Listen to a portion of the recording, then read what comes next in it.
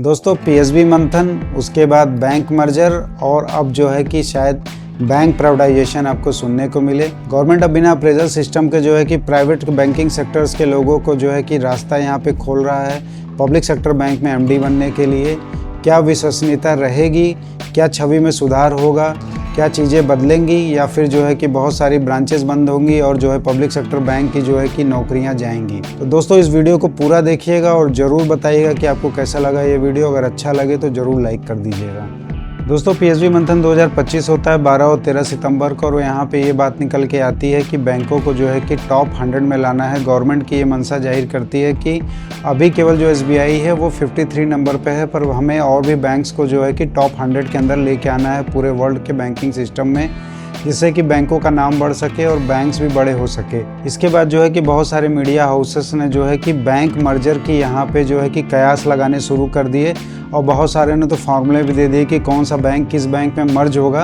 हालांकि अभी इसका कोई भी यहाँ पे कोई कंफर्म न्यूज़ नहीं था, लेकिन बैंक मर्जर की बातें शुरू हो गई और सभी बैंक एम्प्लॉय जो परेशान हो चुके थे कि अब ये मर्जर फिर से होने वाला है। एक बार मर्जर हम लोगों ने देख चुका है और इसको मर्जर 2.0 के नाम से सारी जगह जो है कि स्प्रेड करना शुरू कर दिया था। लेकिन अचानक जो है कि 9 अक्टूबर को एक नई न्यूज़ आती है जहाँ पे कि ये न्यूज़ दिया जाता है कि अब एसबीआई के जो एमडी हैं उनका भी पोस्ट जो है कि कोई प्राइवेट जो है कि वो आके ले सकता है, वो भी अप्लाई कर सकता है। कोई ज़रूरी नहीं है कि वो पब्लिक सेक्टर बैंक का ही एम्प्लॉई हो। तो दोस्तों यहीं पे सारा गेम जो है चेंज हो जाता है कि मर्जर की जगह क्या ये प्राइवेटाइजेशन की तरफ कदम बढ़ रहे हैं गवर्नमेंट के। ग्लोबल बैंक बनाने के चक्कर में क्या यहाँ मर्जर की जगह जो है कि प्राइवेटाइजेशन होगा, या फिर पहले जो है कि प्राइवेटाइजेशन करके फिर यहाँ पे मर्जर किया जाएगा और पूरा का पूरा जो है कि स्टेक जो है कि वो सेल कर दिया जाएगा। पहले भी गवर्नमेंट ने कोशिश की है कि प्राइवेटाइजेशन की, लेकिन वहाँ पे सफलता नहीं मिली क्योंकि इसका बहुत विरोध हुआ, इसलिए गवर्नमेंट को अपने कदम पीछे खींचने पड़े थे। तो क्या अभी लगता है कि ये प्राइवेटाइजेशन हो जाएगा या फिर मर्जर होगा? अभी यहाँ पे कन्फ्यूज़न बना हुआ है। आपको क्या लगता है, आप ज़रूर कमेंट करके बताइएगा।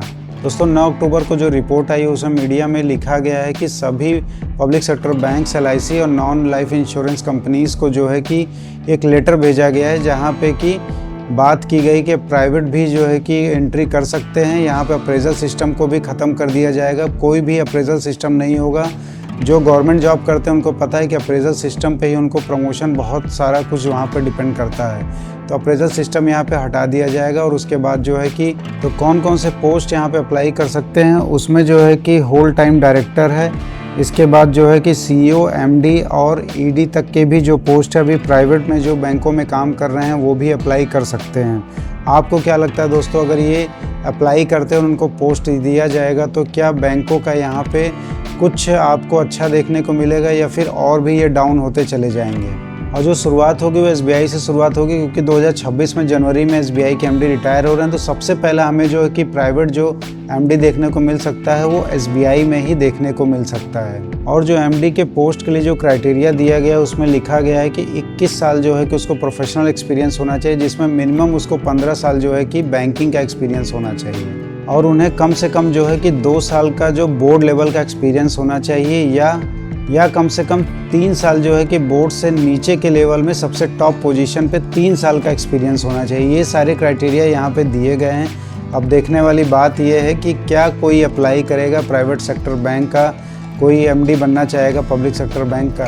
दोस्तों अगर सबसे पहले बात करें तो जो प्राइवेट बैंक के जो एमडीज़ हैं उनकी सैलरीज बहुत ज़्यादा है, उनकी 10 से 15 करोड़ तक की सैलरी होती है, और जो पब्लिक सेक्टर बैंक की जो सैलरी होती है वो महीने की जो है कि 2.5-3 लाख या बहुत है 4 लाख, उससे ज़्यादा नहीं होती है। तो क्या कोई इतने बड़ा पैकेज छोड़ के वो पब्लिक सेक्टर बैंक में ज्वाइन करना चाहेगा जहाँ पे कि इतनी कम सैलरी मिलती है? और क्या उनके आने से पब्लिक सेक्टर बैंक की जो है कि वो छवि सुधर सकती है, या फिर बहुत ज़्यादा हमें जो है कि चेंजेस देखने को मिल सकते, और या क्या बहुत ह्यूज प्रॉफिट या बहुत सारे चेंज ओवर जो है देखने को मिल सकते हैं जैसे कि हमें प्राइवेट सेक्टर बैंक्स में मिलते हैं? लेकिन यहाँ पे दोस्तों समझने वाली बात यह है कि टोटल सिनेरियो जो है कि वो डिफरेंट है पब्लिक सेक्टर बैंक्स और प्राइवेट सेक्टर बैंक्स की, क्योंकि प्राइवेट सेक्टर बैंक जो वो काम करती है केवल प्रॉफिट ओरिएंटेड होती है, उसे प्रॉफिट के अलावा कोई मतलब नहीं होती है।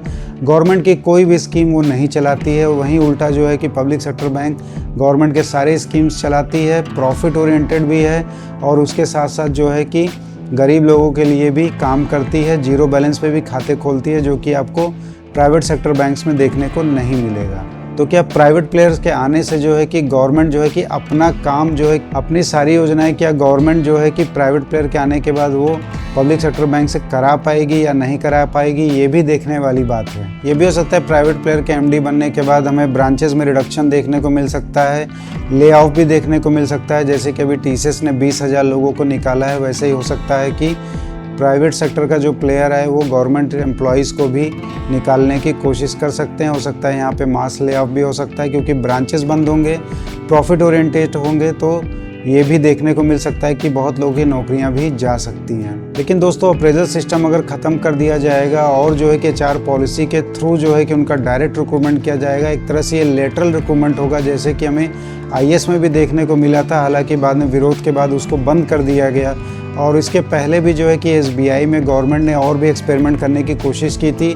वहाँ पे आईएएस को डिप्यूट किया गया था और वहाँ पे एक्सपेरिमेंट करने की कोशिश किया गया था चलाने के लिए एसबीआई को, लेकिन वो भी फेल हो गया।